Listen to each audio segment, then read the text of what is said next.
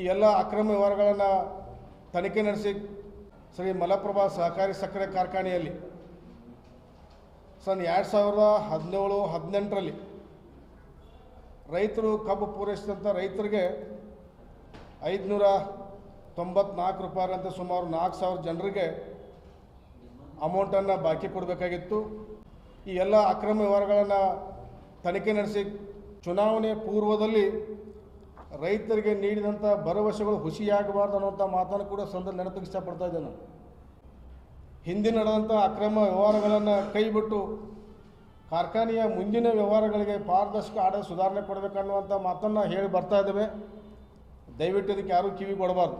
ಯಾಕಂತಂದ್ರೆ ಇದನ್ನು ತಾವೇನು ಚುನಾವಣೆ ಪೂರ್ವದಾಗ ತಾವು ಹೇಳಿದ್ರಿ, ಕಾರ್ಖಾನೆಯ ಹಿಂದಿನ ಅಕ್ರಮಗಳನ್ನ ಬಯಲಿಗೆಳೆದು ಉತ್ತಮ ಸ್ಥಿತಿ ತರ್ತೇನೆ, ಅದಕ್ಕಾಗಿ ನಮಗೆಲ್ಲ ಭರವಸೆ ಕೊಟ್ಟಿದ್ದೀವಿ, ಆ ಮಾತಿನ ಪ್ರಕಾರ ನಡೆಸ್ಕೊಡ್ತೇವೆ ಅನ್ನೋ ಸಂಬಂಧಾಗಿ ನೀವು ಹಿಂದಿನ ಅಕ್ರಮಗಳನ್ನು ನೀವು ಬಿಟ್ಕೋತ ಹೋದ್ರೆ ಮುಂದೆ ಪಾರದರ್ಶಕ ಮತ್ತು ಸುಧಾರಣೆ ಅಭಿವೃದ್ಧಿ ಕೊಡುವಂಥದ್ದು ಕನಸಿನ ಮಾತಾಗ್ತದೆ.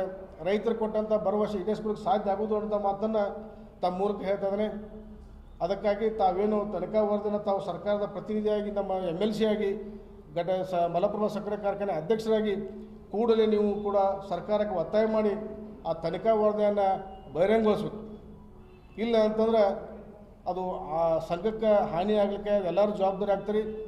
ಅದೇನು ವರದಿ ಕೊಡೋದಕ್ಕೆ ಏನು ಹಾನಿ ಆಗೈತಿ, ಯಾವ ಆಡಳಿತ ಅವಧಿಯಲ್ಲಿ ಹಾನಿಯಾಗಿದೆ, ನಷ್ಟ ಆಗಿದೆ, ಕಾನೂನು ಬಾಹಿರ ಕ್ರಮ ಆಗಿದ್ದಾವೆ, ಅದನ್ನೆಲ್ಲ ಕೂಡಿ ಯಾರಿಂದ ಅವರಿಂದ ವಸೂಲು ಮಾಡಿಸಿ ಆ ಕಾರ್ಖಾನೆಗೆ ನಷ್ಟವನ್ನು ಭರ್ತಿ ಮಾಡ್ಬೇಕಂತೇಳಿ ತಮ್ಮ ಮೂಲಕ ನಾನು ವಿನಂತಿ ಮಾಡ್ಕೊತಾ ಇದ್ದೀನಿ.